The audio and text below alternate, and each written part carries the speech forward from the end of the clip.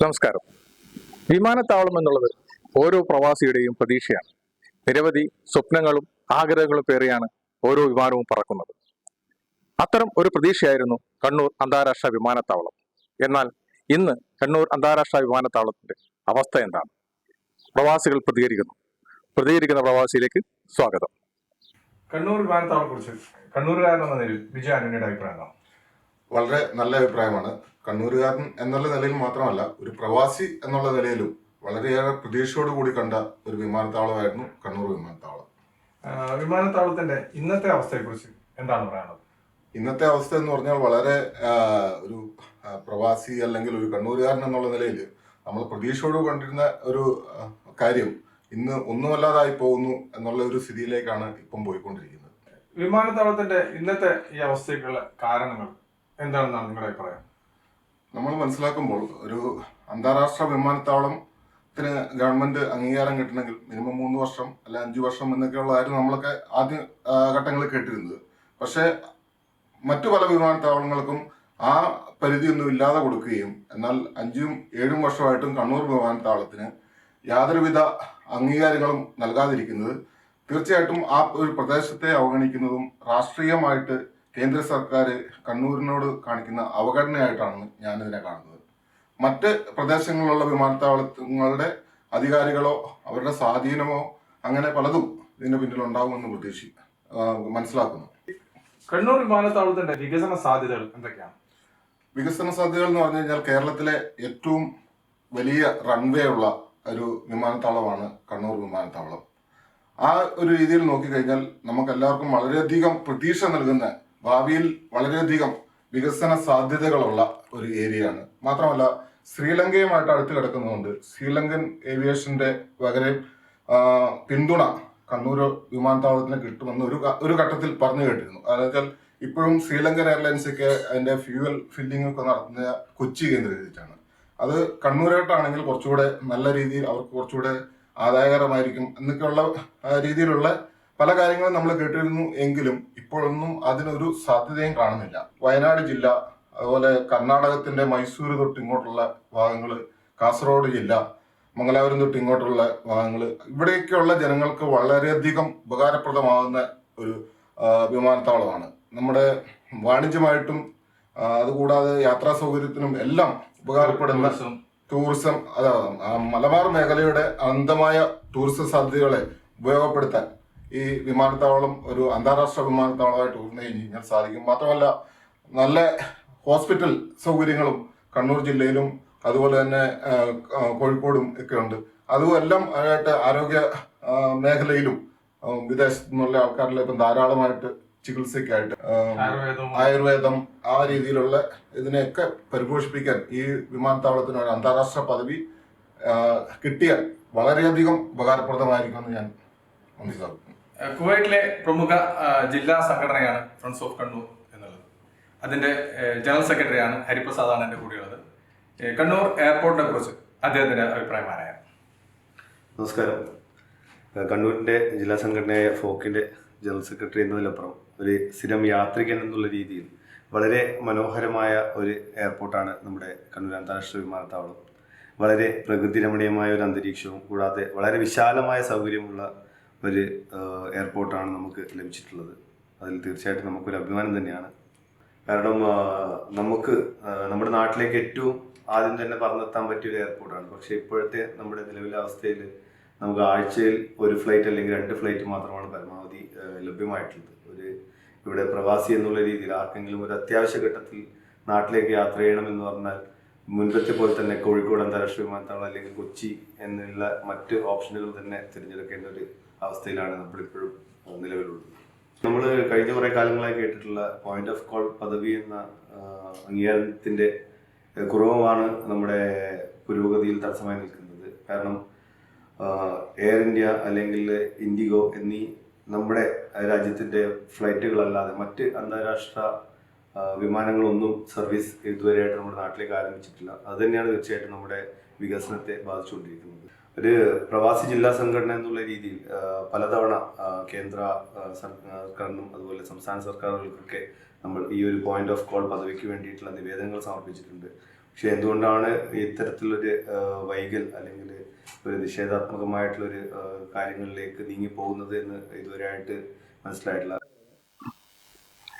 കാസർഗോഡ് സ്വദേശിയും കുവൈറ്റിലെ സാമൂഹ്യ പ്രവർത്തനവുമായ അതിലുപരി കണ്ണൂർ വിമാനത്താവളത്തിന്റെ ആക്ഷൻ കൗൺസിൽ അംഗവുമായിരുന്ന ശ്രീ നൈലാൻ ഷാട്ടാണ് ഇപ്പൊ എന്റെ കൂടെയുള്ളത്.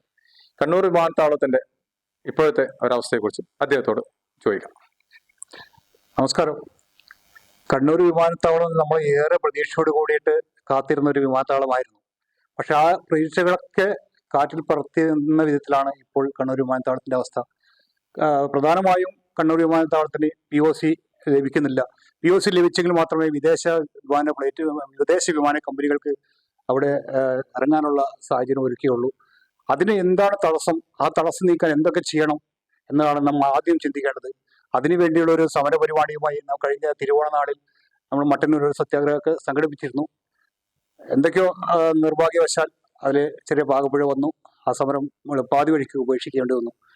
വികസനത്തിന് തടസ്സങ്ങളായിട്ട് വ്യക്തമായ ഒരു കാരണം അറിയില്ല. പക്ഷേ ചില ലോബികൾ കളിക്കുന്നതാകുമ്പോൾ എന്തുകൊണ്ടും കണ്ണൂർ വിമാനത്താവളം വികസിപ്പിച്ചു കഴിഞ്ഞാൽ കണ്ണൂരിനും തൊട്ടടുത്ത ജില്ലകളായ വയനാട്, കാസർഗോഡ്, കോഴിക്കോട് ജില്ലകൾക്ക് ഏറ്റവും കൂടുതൽ ഉപകാരപ്രദമായ ഒരു എയർപോർട്ടാണ് കണ്ണൂർ എയർപോർട്ട്.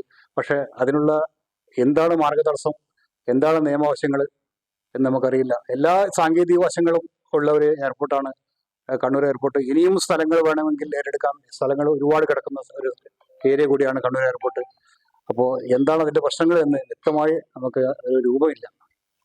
ഈ ആക്ഷൻ കൗൺസിലിന്റെ ഒരു ഭാഗമായിരുന്നു അത്.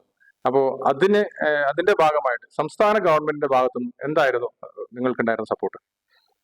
നമ്മൾ സമരം തുടങ്ങിയ സമയത്ത് സംസ്ഥാന ഗവൺമെന്റിൽപ്പെട്ട പല രാഷ്ട്രീയ നേതാക്കന്മാരും മന്ത്രിമാരും അതേപോലെ പ്രതിപക്ഷത്തുള്ള നേതാക്കന്മാരും KPC പ്രസിഡന്റ് സുധാകരൻ അടക്കം പന്തലിൽ വരികയും നമുക്ക് വേണ്ടുന്ന എല്ലാ സപ്പോർട്ടുകളും പിന്തുണയും നൽകുകയും വാഗ്ദാനം ചെയ്യുകയും ചെയ്തിരുന്നു.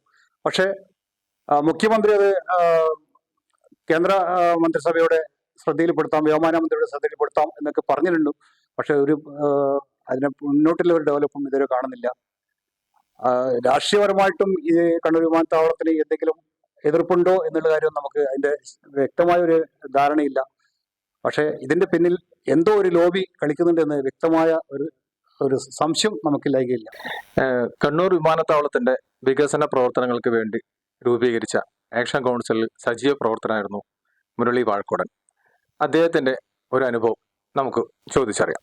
എയർപോർട്ട് ആക്ഷൻ കൗൺസിലിന്റെ ഭാഗമായിട്ട് അതിന്റെ പുരോഗതിക്ക് വേണ്ടിയിട്ട് നമ്മൾ ഒരുപാട് ആക്ഷൻ പ്രവർത്തനങ്ങൾ അവിടെ നടത്താൻ ഒരുപാട് പദ്ധതികൾ നമ്മളവിടെ പ്ലാൻ ചെയ്തിട്ടുണ്ട്. അപ്പോൾ കഴിഞ്ഞ ഒരു ആക്ഷൻ കൗൺസിൽ രൂപീകരിക്കുകയും അതിന്റെ ഭാഗമായിട്ട് ഒരുപാട് പ്രവർത്തനങ്ങൾ അവിടെ പ്ലാൻ ചെയ്യുകയും ഉണ്ടായി. ആക്ഷൻ കൗൺസിലിന്റെ നേതൃത്വത്തിൽ ഒരു 10-12ഓളം വാട്സപ്പ് ഗ്രൂപ്പുകൾ രൂപീകരിക്കുകയും അതിന്റെ സജീവമായിട്ടുള്ള പ്രവർത്തനം കൊണ്ടുപോകാൻ ഞങ്ങൾ ശ്രമിക്കുകയും ചെയ്തിട്ടുണ്ട്. അതിന് തോന്നുന്നു ഈ 12 ഗ്രൂപ്പുകളിൽ നിന്ന് ഗ്ലോബലായിട്ട് പല രാജ്യങ്ങളിൽ നിന്നുള്ള പല ആൾക്കാരും ഇതിന്റെ ഒരു ഭാഗമായിട്ടുണ്ടായിരുന്നു. ലോകമെമ്പാടുമുള്ള പ്രവാസികളെ, മലയാളികളെ, പ്രത്യേകിച്ച് കണ്ണൂർ, കാസർഗോഡ്, വയനാട് ജില്ലകളിലുള്ള പ്രവാസികളെ ഉൾപ്പെടുത്തിക്കൊണ്ടുള്ള ഒരു ആക്ഷൻ കൗൺസിലാണ് ഗ്ലോബൽ കോർഡിനേറ്റേഴ്സിന്റെയും അതുപോലുള്ള എല്ലാ പ്രവാസികളെയും ഉൾപ്പെടുത്തിക്കൊണ്ടുള്ള ഒരു കമ്മിറ്റി വാട്സപ്പ് ഗ്രൂപ്പ് ഉണ്ടാക്കുകയും അതിന് തെരഞ്ഞെടുക്കപ്പെട്ട ചിലരെ മാത്രം ഉൾക്കൊള്ളിച്ചുകൊണ്ട് ഒരു ഗ്ലോബൽ കോർഡിനേറ്റേഴ്സിന്റെ ഒരു ഗ്രൂപ്പ് ഉണ്ടാക്കി അവരാണ് അതിനെ നേതൃത്വം നൽകിയിട്ട് ഈ ആക്ഷൻ കൗൺസിലിനെ നമ്മൾ നയിച്ചുകൊണ്ടിരുന്നത്. ഏതൊക്കെ തരത്തിലുള്ള സമര പരിപാടികളായിരുന്നു ആക്ഷൻ കൗൺസിൽ നടത്തിയിരുന്നത്? എയർപോർട്ടിന്റെ അധികാരികൾക്ക് കൃത്യമായിട്ടുള്ള നിവേദനങ്ങൾ, അതിനുശേഷം ഏറ്റവും അവസാനം ഞങ്ങൾ ചെയ്തൊരു അനിശ്ചിതകാല സത്യാഗ്രഹമാണ് നടത്തിയത്. അനിശ്ചിതകാല നിരാഹാരം ഏകദേശം ഒരു 11 ദിവസത്തോളം നമ്മൾ അവിടെ നിരാഹാരം നടത്തിയിട്ടുണ്ടായിരുന്നു. അപ്പൊ അതില് ഞാനും അതിന്റെ ഭാഗമായിട്ടുണ്ടായിരുന്നു. കഴിഞ്ഞ തിരുവോണ ദിവസമാണ് നിരാഹാരം ആരംഭിച്ചത്. അപ്പോൾ കണ്ടിന്യൂസ് ഞങ്ങൾ ഒരു 11 ദിവസത്തോളം നിരാഹാരം അനുഷ്ഠിച്ചതിന് ശേഷം ആണ് പോലീസ് അറസ്റ്റ് ചെയ്തതിനു ശേഷം നാളെ നിർത്തിയത്. അതിന്റെ ഭാഗമായിട്ട് ബാക്കിയുള്ള പ്രവർത്തനങ്ങൾ കൂടി ഞങ്ങളിപ്പോൾ പ്ലാൻ ചെയ്യുന്നുണ്ട്. അപ്പൊ അതും കൂടി ബാക്കി പ്രവർത്തനങ്ങൾ ഇനിയിപ്പോൾ ഏത് രീതിയിലുള്ള പ്രവർത്തനങ്ങൾ നടത്തേണ്ടതിനെ കുറിച്ച് ഞങ്ങൾ ആലോചിച്ചു വരുന്നേ ഉള്ളൂ. ഏകദേശം ഒരേ സമയത്ത് ഒരു 2000 യാത്രക്കാരെ ഉൾക്കൊള്ളാൻ പറ്റുന്ന ഡൊമസ്റ്റിക്കും ആയാലും ഇന്റർനാഷണലും ആയാലും അതുപോലെ അത്രയും സൗകര്യമുള്ള ഒരു എയർപോർട്ടാണ് കണ്ണൂർ ഇന്റർനാഷണൽ എയർപോർട്ട്. രൂപീകരിക്കപ്പെട്ടത് 2018-ലാണ് കമേഴ്ഷ്യൽ സർവീസ് അതിനകത്ത് ആരംഭിച്ചത്. പക്ഷേ 2018 രൂപീകരിച്ച് ഇതുവരെ ആയിട്ടും അതിനകത്ത് ഒരു വിദേശ വിമാനങ്ങൾക്ക് പറന്നിറങ്ങാനുള്ള, അതായത് പോയിന്റ് ഓഫ് കോൾ എന്ന് പറയും, POC, വിദേശ വിമാനങ്ങൾ ഡയറക്റ്റ് അവിടെ ഇറങ്ങാനുള്ള സൗകര്യം ഇതുവരെ നമുക്ക് അതിനകത്ത് കിട്ടിയില്ല. അത് കിട്ടിക്കഴിഞ്ഞാൽ മാത്രമേ ബാക്കി നമുക്ക് കൂടുതൽ വികസനത്തിലേക്കും അതുപോലെ തന്നെ പ്രദേശത്തിന്റെ വികസനത്തിനും നമുക്ക് എത്തിച്ചേരാൻ പറ്റും. അപ്പോൾ അതിനുവേണ്ടിയുള്ള പ്രയത്നങ്ങളാണ് ഈ ആക്ഷൻ കമ്മിറ്റിയുടെ ഭാഗത്തുനിന്നും ജനങ്ങളുടെ ഭാഗത്തുനിന്നും നടത്തിക്കൊണ്ടിരിക്കുന്നത്. ഇപ്പോ ഈ ആക്ഷൻ കൗൺസിലിന്റെ പ്രവർത്തനം ഒന്ന് മന്ദീഭവിച്ച ഒരവസ്ഥയാണ്, നിന്ന ഒരവസ്ഥയിലാണ് ഉള്ളത്. അപ്പോൾ അതിനെ പുനരുജ്ജീവിപ്പിക്കാൻ വേണ്ടിയിട്ട് നിങ്ങൾ എന്തെങ്കിലും തരത്തിലുള്ള തീരുമാനങ്ങളോ അല്ലെങ്കിൽ ഐഡിയ ഉണ്ടോ? ഞാൻ പറഞ്ഞല്ലോ, ഏകദേശം ഒരു 12ഓളം വാട്സാപ്പ് ഗ്രൂപ്പ് നമ്മൾ ഓൾറെഡി ക്രിയേറ്റ് ചെയ്തിട്ടുണ്ട്. ഏകദേശം ഒരു 15,000-ഓളം ആൾക്കാർ അതിനകത്ത് കാണും.